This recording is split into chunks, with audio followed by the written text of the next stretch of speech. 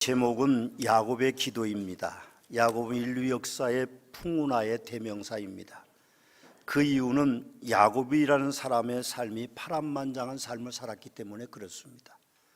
그는 출생의 비화 가운데도 형과 동시에 태어나기를 원해서 형의 발꿈치를 잡고 나온 사람입니다. 그래서인지 그는 항상 형의 장자권에 대한 욕심이 어렸을 때부터 있었고, 그의 이름처럼 속이는 자가 돼서 형을 속이고 아버지를 속이고 장자의 축복을 받았습니다. 그리고 그는 망명자가 되었는데 사실 망명의 삶이 쉽지는 않았습니다. 20년 동안 고향을 떠나 망명자의 삶을 살았는데 외삼촌 라반이 그를 속이고 결혼부터 속이고 10번의 품삯을 번역하는 그런 고통이 그에게 있었습니다. 그러나 그는 거부가 되어서 고향으로 돌아옵니다. 놀라운 것은 성경에서는요, 야곱의 그 파란만장한 삶을 비리나 죄로 이야기하고 있지 않다는 것입니다. 오히려 하나님의 섭리로 성경은 야곱을 높게 평가하고 있다는 것입니다. 죄 많은 저의 인생이 그랬으면 좋겠다 하는 생각이 말씀을 상고하면서 들었습니다. 야곱의 일생을 살펴보면서 우리가 빼놓지 말아야 할 것들이 하나 있습니다. 그것은 야곱이 기도의 사람이었다는 것입니다. 창세기 25장에서 49장까지 야곱의 일생에 대한 이야기가 기록이 되어 있습니다. 무려 24장에 걸쳐서 기록되어 있습니다. 그의 어머니 태중에 있기 전부터 그의 아버지와 어머니가 기도해서 그를 가졌고, 그리고 태어나는 순간에도 그가 이제 그의 어머니 복중에 있을 때도 그는 기도하는 사람이었던 것 같습니다. 그의 삶은 모두 기도였고 임종의 순간에도 12명의 아들의 축복 기도함으로 그는 마지막을 맞았습니다. 창세기 27장에 보면 야곱의 기도는 아버지 이삭의 축복의 기도를 믿는 것으로 기록되어 있습니다. 아버지는 아들에게 축복 기도하고 아들은 그 축복을 받습니다. 야곱은 아버지의 기도를 받을 때 아버지 못지않게 아마 간절했을 것이라고 생각합니다. 이 기도는 아버지를 속이고 형을 속이는 일이라서 창세기 27장 12절에 보면 그는 야곱은 그렇게 고백합니다. 아버지께서 나를 만지실 때인데 내가 아버지의 눈에 속이는 자로 보일지라 복은 고사하고 저주를 받을까 하나이다 하고 그런 안타까운 가운데 아버지의 축복 기도를 받았습니다. 아마 무릎을 꿇고 제가 생각하기는 그의 머리 위에 아버지의 손이 올려지고 그의 간절한 소망들을 하나님께 드리는 시간이었습니다. 어쩌면 미래를 담보하는 위험한 기도의 순간이었을런지도 모르는 것입니다. 창세기 28장에는 야곱이 드는 형의 진노를 피하여 외삼촌 라반의 집으로 도망하다가 밤이 됐습니다. 낯선 곳에서 춥고 배고프고 지쳐서 잠이 들었습니다. 그런데 하늘의 사닥다리가 내려왔는데 천사들이 오르락 내리락 하는 것을 그가 보게 됩니다. 그때 하나님의 음성이 들리는데 나는 여호와니 너의 조부 아브라함의 하나님이요 이삭의 하나님이라. 내가 누워있는 땅을 내가 내 자손에게 주리니 내 자손이 이 땅을 티끌같이 되어 내가 서쪽과 동쪽과 북쪽과 남쪽으로 퍼져나갈지며 땅의 모든 족속이 너와 내 자손으로 말미암아 복을 받으리라. 내가 너와 함께해서 내가 어디로 가든지 너를 지키며 너를 이끌어 이 땅에 돌아오게 할지라. 내가 내게 허락한 것 다 이루기까지 너를 떠나지 아니하리라 하셨는데 야곱이 꿈에서 깼습니다. 그리고 자기가 돌베개 하던 그 베개를 그 돌을 세워놓고 자기의 유일한 재산인 기름을 모두 그곳에 쏟아 붓습니다. 그리고 그는 기도합니다. 하나님이 나와 함께 계셔서 내가 하는 이 길에서 나를 지키시고 먹을 떡과 입을 옷을 주시며 내가 평안히 아버지로 돌아오게 하시오면 여호와께서 나의 하나님이 되실 것이고 내가 기둥으로 세운 이 돌이 하나님의 집이 될 것이요 하나님께서 내게 주신 모든 것에서 10분의 1 내가 반드시 하나님께 드리겠나이다 하고 하나님께 서원하는 기도를 합니다. 창세기 29장에 와서는 외삼촌이 거하는 갈대아 우르 땅에 도착하여서 우물가에서 미래에 사랑하는 여인 라헬을 만납니다. 그 라헬을 만나는 것이 순탄한 일이었습니다. 물론 야곱의 그때의 그 기도하는 기록은 없지만 저는 창세기 29장을 읽으면서 할아버지 아브라함, 그의 늙은 종을 기억했습니다. 아브라함이 늙은 종을 자기 환도뼈 밑에 손을 넣고 축복하여 보내면서 내 아들의 아내를 구해오 그런데 며느리를 구해라고 말했을 때 늙은 종은 대책 없이 갈대와 우르르 갑니다. 많은 선물을 낙타에 싣고 말에 싣고 가죠. 그런데 우물가에 다다랐을 때에 순적히 리브가를 만납니다. 놀라운 일이죠. 그때 그 늙은 종은 이렇게 기도했습니다. 우리 주인 아브라함 하나님 여호와의 원하건대 오늘 나에게 순조롭게 만나게 하사 내 주인 아브라함에게 은혜를 베푸소서. 그리고 그는 또 리브가를 만났을 때 그렇게 말합니다. 나의 주인 아브라함의 하나님 여호와를 찬송하나이다. 여호와 길에서 나를 인도하사 내 주인의 동생 집에 이르게 하셨나이다 하고 감사하는 기도를 합니다. 그 늙은 종의 기도가 저는 바로 야곱이 드린 기도와 같다고 생각합니다. 우물가에서 미래에 사랑하는 아내 라헬을 만나는 순간 저는 야곱은 잠깐이라도 기도했다고 생각합니다. 여인의 미모에 빠져서 기도를 잊어버리지는 저는 않았을 것이라고 생각하고 순적히 만난 것에 대해서 늙은 종처럼 기도했을 것이라고 믿고 싶습니다. 창세기 31장에는 야곱이 고향으로 돌아가기 위하여 야반도주의 계획을 세우면서 아내들을 설득하는 내용이 나옵니다. 그는 그렇게 아내들에게 말합니다. 꿈에 양떼가 새끼 뵐 때에 내가 눈을 들어보니 양떼를 탄 순양은 다 얼룩무늬 있는 것과 점이 있는 것과 아롱진 것이었더라. 꿈에 하나님의 사자가 내게 말씀하시기를 야곱아 하기로 내가 대답하길 내가 여기 있나이다 그렇게 말했더니 하나님 내 눈을 들어보라. 양떼를 탄 순양은 다 얼룩무늬 있는 것, 점이 있는 것과 아롱진 것이니라 그렇게 말씀하셨다라고 아내들을 설득합니다. 그의 아내는 4명이었습니다. 외삼촌 라본의 딸이 2이었고 그의 몸종들이 있었습니다. 놀랍게도 그의 그렇게 하나님 앞에 기도했던 광경을 연상할 때에 그의 4명의 아내들은 모두 다 자기 아버지 라반을 버려두고 야반도주에 동행했습니다. 기도는 놀라운 능력이 있는 것이죠. 창세기 35장에서는 하나님께서 딸 디나가 어려움을 겪었던 일로 인하여서 두려워할 때에 하나님이 야곱을 찾아오시는 그런 내용들도 기록되어 있습니다. 놀라운 것은 성경에서는 야곱의 행위를 비리나 죄로 이야기하는 것이 아니라 오히려 하나님의 섭리로 인정하고 있다는 것입니다. 야곱은 인생의 위기 때마다 기도했고 인생의 최대 위기는 오늘 본문에서 그는 목숨을 건 기도를 하고 있음을 봅니다. 창세기 32장의 야곱의 기도는 2번의 기도가 기록되어 있습니다. 한 번의 기도는 9절에서 12절 말씀인데 아브라함의 하나님 내 아버지 이삭의 하나님 여호와여 주께서 전에 내게 명령하시기를 내 고향 내 족속에 돌아가라 내가 내게 은혜를 베풀리라 하셨나이다. 나는 주께서 주의 종에게 베푸신 모든 은총과 모든 진실하심을 조금도 감당할 수 없사오나 내가 지팡이만 가지고 이 요단을 건넜더니 지금은 2때나 이루었나이다. 내가 간구하오니 내 영의 손에서 나를 건져 내시옵소서. 내가 그를 두려워하면 그가 와서 나와 내 처자를 칠까 겁나기 때문이니이다. 주께서 말씀하시길 내가 반드시 내게 은혜를 베풀어 내 시로 바다의 셀 수 없는 모래와 같게 많게 하리라 하셨나이다라고 기도하고 오늘 본문 21절에서 31절에는 야복강가에서 그는 기도하고 있습니다.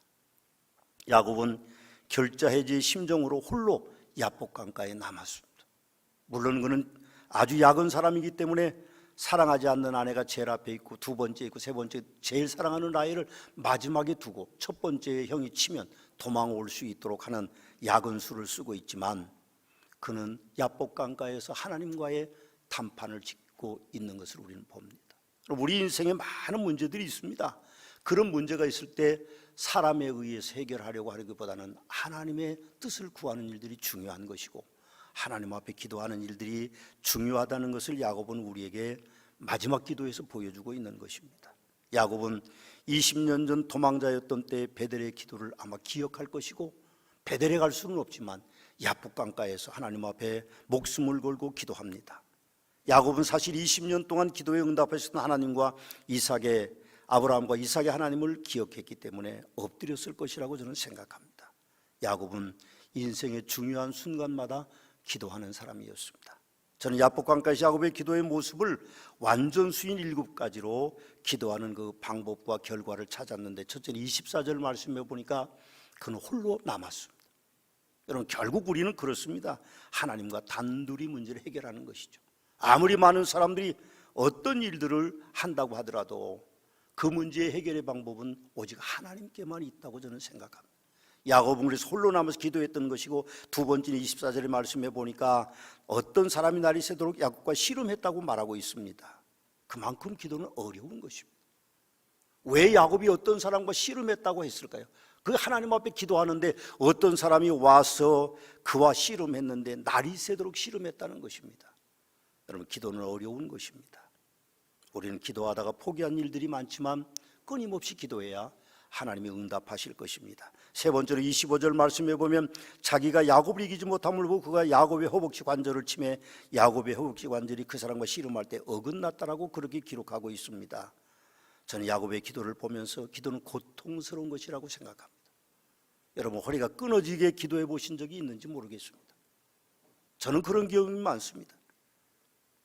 허리가 끊어지듯 아픈 기도, 그것이 기도입니다. 금년에 우리 교회 표오는 우리 함께 기도회입니다. 중보기도팀이 매일 찬양대실에서 낮에 기도합니다. 교대로 와서 기도하십니다.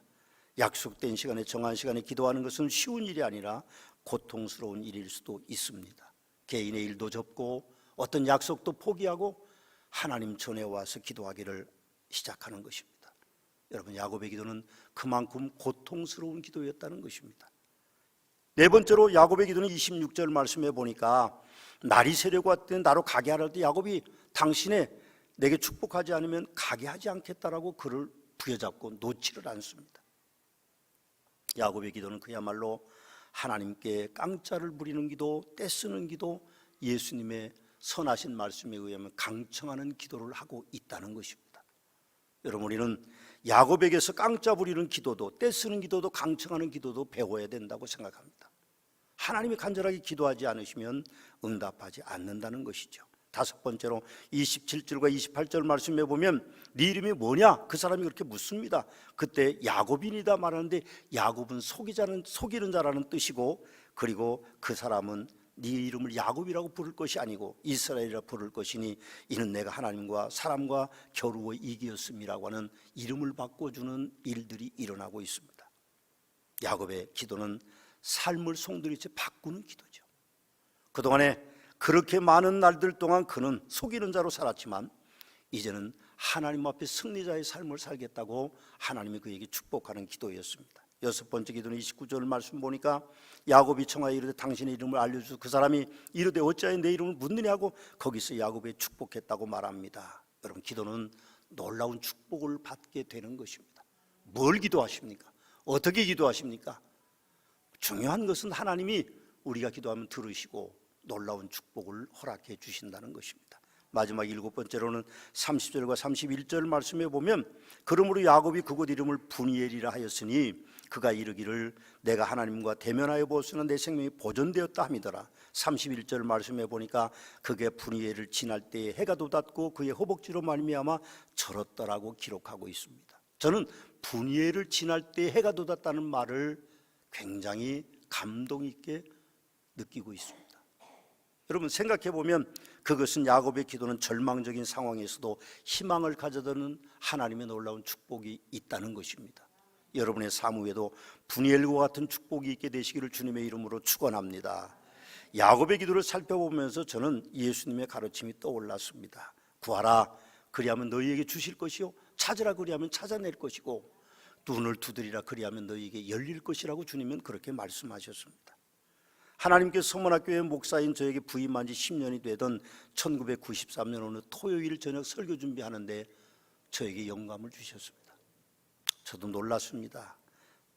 서문학교회가 3,000명의 성도가 있을 것이고 600평의 대지가 있을 것이고 본당이 400평짜리가 있을 것이라고 지난주에도 말씀을 드렸지만 그 당대에 400평 대지가 그 본당이 있는 교회는 대전 시내 한 교회도 없었습니다. 놀랍습니다. 저는 그 비전을 이루기를 원했지만 문제는 서문학교의 환경과 우리 교회가 속해 있는 동네의 환경이 어려웠습니다. 개발되지 않는 농촌 마을처럼 조그만 동네였고 그리고 성도님들은 몇 분 되지 않는데도 그나마 어려운 교회를 섬기느라고 지칠 대로 지친 분들이셨습니다. 그런데 놀랍게도 불운하게도 우리 교회와 반대편 2km 떨어진 곳이 반만 개발이 되고 우리 교회에 있는 쪽은 개발이 되지 않았습니다. 기도가 부족해서 그렇다고 생각하지만 지금은 그것도 다 개발이 됐습니다. 그래서 저는 개발이 된 쪽으로 이전을 계획했습니다. 2층 상가를 얻어서 그렇게 이제 이전을 했는데 얼마 가지 않아서 갑자기 아랫집 식당이 노래주점으로 업종을 변경했습니다. 저녁이 되면 번쩍번쩍거리는 조명등이 켜지고 확성기를 통해서 유행가 가락이 흘러나와서 예배드릴 분위기가 아니었습니다. 아마 지금 같으면 제가 그랬을 거예요. 오후 예배 드립시다. 그런데 그때는 고집스럽게 저녁 예배를 드리느라고 고생을 참 많이 했습니다. 부푼 꿈을 안고 개발지역 가까운 곳으로 이전은 그야말로 참담한 실패였습니다. 약 2년 만에 다시 용서터 옛교회로 우리는 이전을 했습니다. 그때 우리 교회를 임대했던 장로교 목사님이 그렇게 얘기하셨습니다. 개가 토하는 것을 다시 먹는 것 같다. 그러면서 자기 계약 기간이 끝나는데 저희 그렇게 이야기했습니다. 마음이 안타까웠지만 어쩔 수 없는 상황이었습니다. 5차 5개년 개혁 비전을 받은 저는 그대로 그것에 머물러 있을 수가 없었습니다. 그러나 상황은 매우 절망적이었습니다. 한 번의 실패로 인하여서 저의 리더십이 손상된 상태에 있었고 또 하나님께서 저에게 다시 교회 이전을 세우도록 하셨지만 저는 용기가 나지 않았습니다. 우연히 제가 테니스를 치면서 알게 된 어떤 사장님이 저에게 그런 제안을 했습니다. 계룡 아파트 앞에 243평의 땅을 계약하라고. 우린 돈이 없다고 말했더니 이미 대출이 다 되어 있고 자기가 이자가 밀린 돈이 3천만 원이 넘게 밀려 있어서 경매에 들어갈 위치에 있으니까 그 땅을 그대로 인수하면 되겠다고 저에게 그렇게 이야기했습니다. 그래서 저는 그 땅을 구입하자고 목회협력위원회를 열었습니다. 그리고 성도들에게 알렸을 때 교회는 다툼이 일어났습니다. 교회 이전을 반대하는 성도들과 이전하려는 성도들도 나뉘어졌습니다. 혼란 속에 저는 기도하고 교회 이전을 의제로 사무처리를 열었습니다. 사무처리 열 때까지만 해도 여론은 매우 부정적이었습니다. 문제는 우리가 돈이 없다는 것이었고 성도들이 몇 명 되지 않는다는 것이었습니다. 그래서 사무처리를 열었는데 두 분에게 발언권을 드리기 위해서 찬성하는 분이 한 분 나오고 반대하는 분이 한 번 나오십시오. 그래서 손을 들어서 두 분을 정하고 먼저 찬성하는 쪽이 나와서 발언을 했습니다. 그분은 뭐 열정적으로 발언을 했는지 잘 기억이 나지 않는데 반대하는 분이 나오셨습니다. 그 반대하는 분이 우리 교회의 몇 안 되는 부부 집사 가운데 한편의 남편이신데 얼굴이 좀 무섭게 생기셨습니다. 그리고 까맣고요. 그래서 저는 긴장했습니다. 무슨 얘기를 하실까? 근데 그분이 나오실 때 표정이 매우 어두우셨습니다. 아마 격렬하게 반대할 것이다 생각하는데 강단에 서신 그 집사님은 짧고 매우 명령설을 했습니다. 나오셔서 하시는 말씀이 그랬습니다. 저는 교회 이전을 찬성합니다 하고 손을 번쩍 들고는 내려가 버리셨습니다. 순간 저는 강단에 앉아 있으면서 그분의 아내의 얼굴을 봤습니다. 아내도 극렬히 반대하는 분이었기 때문에 참 안타깝게도 그분의 얼굴은 일그러질 대로 일그러졌습니다. 걱정했습니다. 아내에게 혼날 것이다. 모르겠습니다. 혼났는지 안 했는지 물어보지는 않았지만 어쨌든 그렇게 해서 우리 교회는 이전을 결정했습니다. 그렇지만 문제는 교회 안에 있지 않았습니다. 우리가 이전을 결정했을 때에 어떤 투자금융 대응동에 있는 투자금융에서 대출해주기로 약속을 하고 제가 이자를 갚았던 것입니다. 우리 교회가. 그런데 경매 직전에 땅에 밀린 이자를 우리가 지불할 때까지만 해도 그 금고에서는 교회에 대출을 해주겠다고 약속을 했습니다. 그런데 그 약속을 그분들이 지키지 않았습니다. 더 충격적인 말은 자기 금고에서는 교회 대출을 한 번도 한 적이 없다고 저에게 통보해 왔습니다. 항의해도 소용이 없었고 그리고 어떤 방법도 동원할 수가 없었습니다. 녹음해 놓은 것도 없고 아무것도 없기 때문에 제가 알 수 있는 방법은요 무언의 항의를 하는 방법밖에 없었습니다. 일주일에 많게는 5번 정도, 보통 3일은 그 금고의 매장 앞에 갔습니다. 그리고 매장에 앉아서 기도하고 그리고 잡지도 보고 신문도 보고 한 2시간 동안 무언의 항의를 3개월 동안 계속했습니다. 그리고 시간이 나면 제가 앞을 노려보고 있었습니다. 노려본다는 말은 제가 괜히 하는 얘기고 그분들을 계속 바라보고 있었습니다. 3개월쯤 지났을 때에 그동안의 3개월은 참 힘든 세월이었습니다. 성도들은 왜 그 땅을 왜 이전하지 않느냐고 저에게 독촉해 왔고, 우리는 설계도까지 다 마련했는데 왜 안 되느냐고 하는 안타까움이 있었습니다. 3개월쯤 저는 그렇게 매주 3번 내지 4번을 매장에 앉아 있었습니다. 직원들도 부담스러웠겠죠. 저도 미안하기도 하고 창피하기도 했습니다. 그러나 서문학교에 대출 승인이 있어야 건축을 할 수 있었기 때문에 어쩔 수 없이 저는 그곳에 앉아 있었습니다. 그렇게 3개월쯤 지났을 때 과장이라는 사람이 저를 과장실로 불렀습니다. 저에게 첫 마디가 그랬습니다. 목사님 같은 분은 처음 봤습니다. 이사회에서 대출해 주기로 결정했습니다. 우리 금고 역사에 처음 있는 일입니다. 그렇게 저에게 이야기했습니다. 놀라운 것은 그분이 가까운 동네의 침례교회에 지금 목사가 됐습니다. 가끔 만나죠. 아직도 그분은 저를 바라볼 때 어색한 표정을 짓는데 저는 전혀 그렇지 않습니다. 생각해 보면 우리 교회가 그렇게 해서 가수원 시대가 열린 것입니다. 사랑하는 성도 여러분, 험한 인생길의 문제 해결의 방법은 오직 기도뿐입니다. 능으로도 안 되고 힘으로도 안 되지만 오직 기도하면 하나님께서 역사하셔서 놀라운 일을 이루십니다. 저도 그렇게 살고 싶습니다. 여러분들도 기도에서 승리자의 삶을 살게 되시는 분이엘의 영광을 얻는 복된 성도들이 되시기를 주님의 이름으로 축원합니다.